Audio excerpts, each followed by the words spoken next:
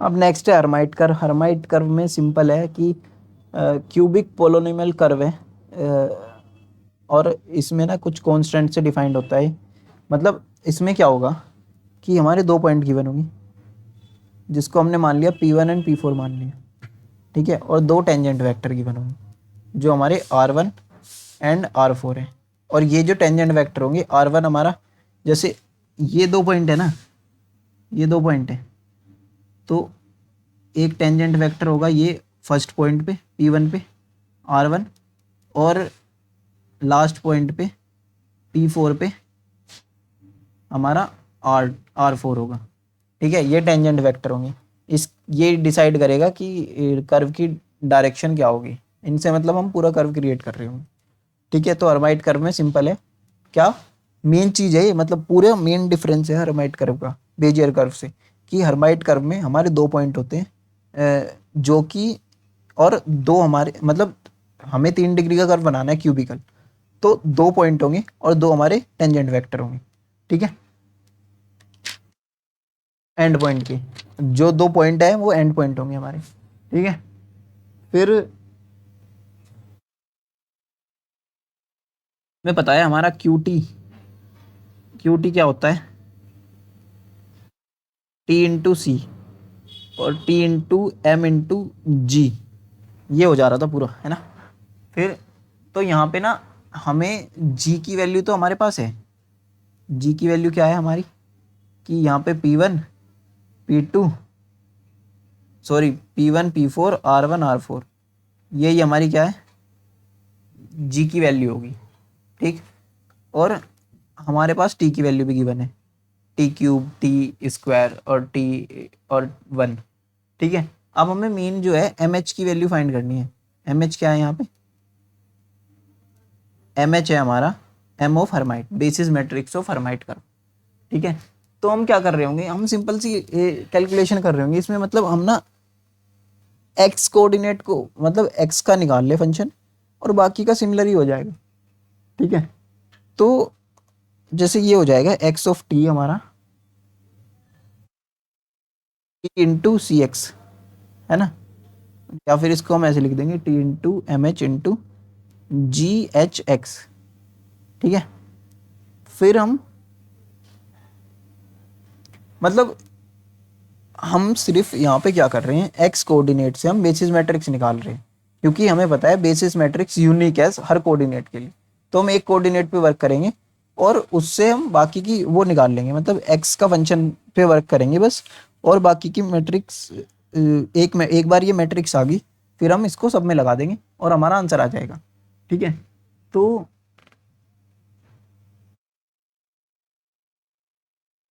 X of zero निकालते हैं हम, एक्स ऑफ जीरो कितना होगा, तो एक्स ऑफ जीरो हमारा सिंपल मैट्रिक्स क्या है हमारी, टी क्यूब, तो ये भी जीरो हो जाएगा, टी स्क्वायर ये भी जीरो हो जाएगा, फिर टी ये भी जीरो हो जाएगा और ये 1, है ना। और इसके बाद बचेगा हमारा एम एच और जी एच एक्स। अब इसको ना एक्स ऑफ जीरो को मैं वो भी कह सकता हूँ, मतलब एक्स जीरो का मतलब क्या है, देखो टी की वैल्यू हमारी कहाँ से कहाँ तक होती है, जो कर्व है ना ये, इसमें हमारी टी की वैल्यू होती है 0 से 1 तक, ठीक है। ये हमारी टी का कंस्ट्रेंट है। तो स्टार्टिंग पॉइंट पे टी की वैल्यू 0 होगी, तो हमने जैसे 0 रखी तो हमारा क्या आ गया, P1 की वैल्यू निकल गई, है ना। अब फिर जैसे ही हम लास्ट पॉइंट पे निकालेंगे तो लास्ट पॉइंट पे क्या हो जाएगा, टी की वैल्यू 1, तो 1 हो जाएगी, मतलब ये होगी, ये भी 1, ये भी 1, ये भी 1 और ये भी 1, ठीक। और एम एच और जी एच एक्स, ये क्या आ गया हमारा P4। फिर हम क्या करेंगे, डिफ्रेंशिएट कर देंगे इस इक्वेशन को। तो जैसे हम उसको डिफ्रेंशिएट करेंगे तो एक्स टी की वैल्यू क्या आ जाएगी, मतलब टी का डिफ्रेंशिएशन आ जाएगा ना 3t का, टी क्यूब का सॉरी आ जाएगा 3t स्क्वायर, और टी स्क्वायर का आ जाएगा 2t, और टी का आ जाएगा 1 और इसका 0 हो जाएगा, ठीक है। और यहाँ पे बचेगा वही M H G H X, ये हो गया। फिर इसके बाद हम क्या कर रहे होंगे, अब देख टेंजेंट वेक्टर निकालना है ना हमें, तो टेंजेंट क्या होता है, dy/dx, तो हमने सिंपल सा डिफरेंशिएट कर दिया। अब फर्स्ट पॉइंट रखेंगे यहाँ पे, फर्स्ट पॉइंट क्या है हमारा 0, तो जैसे 0 रखेंगे इसमें तो हमारी वैल्यू आ जाएगी किसकी, टेंजेंट वेक्टर की, है ना। तो 3 इंटू 0 ये 0 हो जाएगा, ये 0 हो जाएगा, ये 1 और ये 0, ठीक है।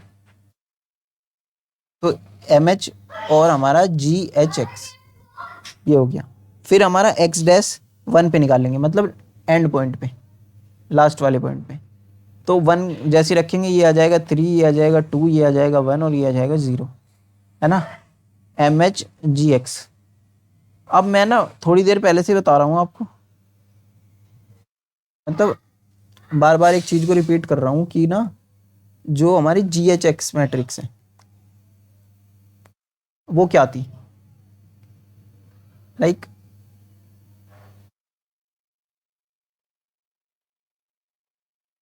हमने अभी जितनी भी इक्वेशन निकाल ली इनको हम क्लब कर लेंगे, क्या बना लेंगे, P1 P4 R1 R4, क्योंकि हमारे ये चारों पॉइंट जो आए वो यही तो आए कि बाद के 2 पॉइंट R1 R4 आए और पहले 2 पॉइंट आए थे P1 P4, तो ये कर लिया हमने क्लब।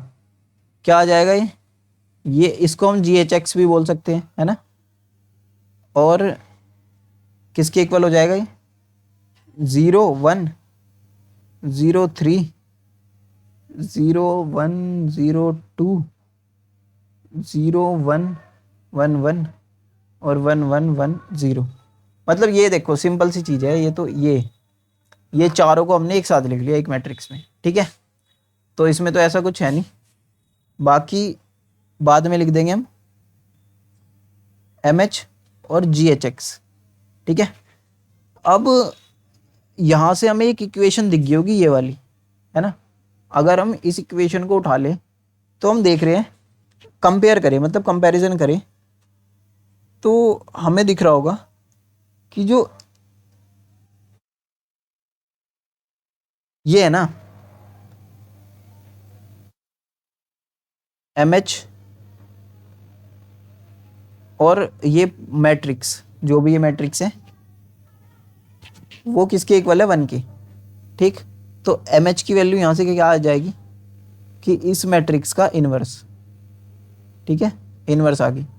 तो ये लिख लेंगे मैट्रिक्स क्या है हमारी, 0 0 0 1 1 1 1 1 और 0 0 1 1 और 3 2 1 0, ठीक है।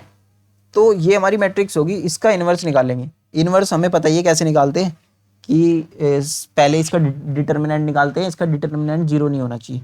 तो 1 इन्वर्स का फॉर्मूला एक बार मैं निकले देता हूँ, 1 bye determinant of this matrix, फिर एडजॉइंट ऑफ ये जो भी मैट्रिक्स है जिसमें हम क्या कर रहे होंगे, एडजॉइंट में कोफैक्टर निकाल रहे होंगे हर एलिमेंट के, उसका ट्रांसपोज ले रहे होंगे और उससे जो भी मैट्रिक्स आएगी वो हमारी एडजॉइंट मैट्रिक्स होगी।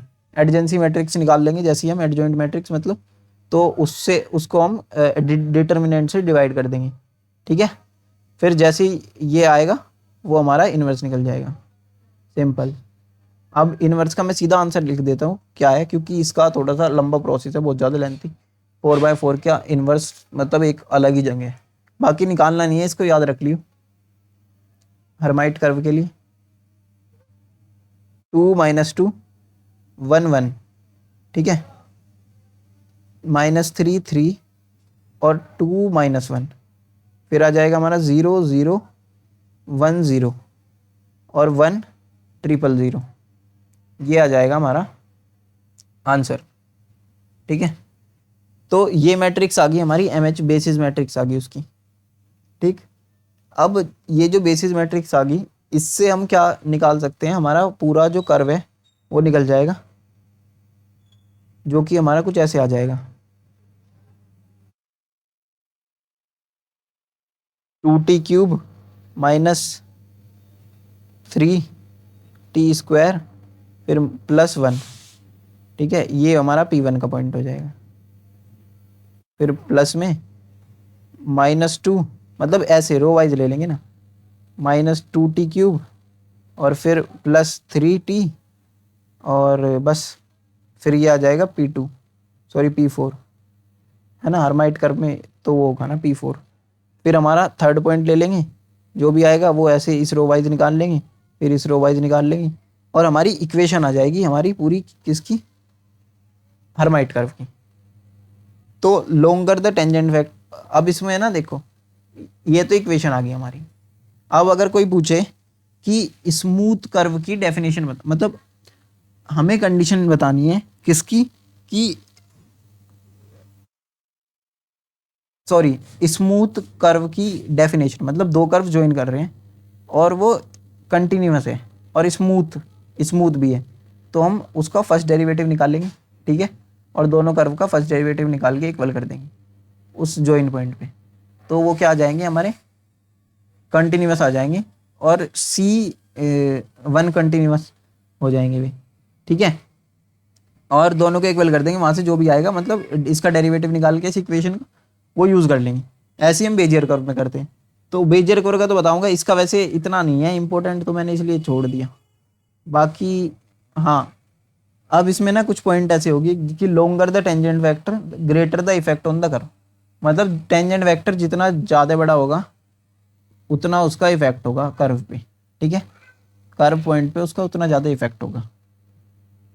बाकी एक पॉइंट है इसका कि we can transform the curve by transform the geometry vector, मतलब ज्योमेट्री वेक्टर को अगर हम चेंज करेंगे, ट्रांसफॉर्म करेंगे, तो हम कर्व को भी ट्रांसफॉर्म कर सकते हैं। तो इससे हमारी स्केलिंग, रोटेशन, ये सब इनवेरिएंट हो जाएगा हमारा, मतलब कर्व इन पे चेंज नहीं करेगा। ये रोटेशन, स्केलिंग वगैरह, रोटेशन तो नहीं सॉरी, हाँ रोटेशन, स्केलिंग और ट्रांसलेशन, ये जो है इन पे हमारा कर्व इनवेरिएंट है, मतलब कि चेंज नहीं होगा, ठीक। और पर्सपेक्टिव प्रोजेक्शन में लेकिन कर्व हमारा चेंज होगा, ठीक, उसमें नहीं है ऐसा कुछ। इसके बाद आता है हमारा बेजियर कर्व। अब बेजियर कर्व नेक्स्ट वीडियो में देखते हैं, ठीक है।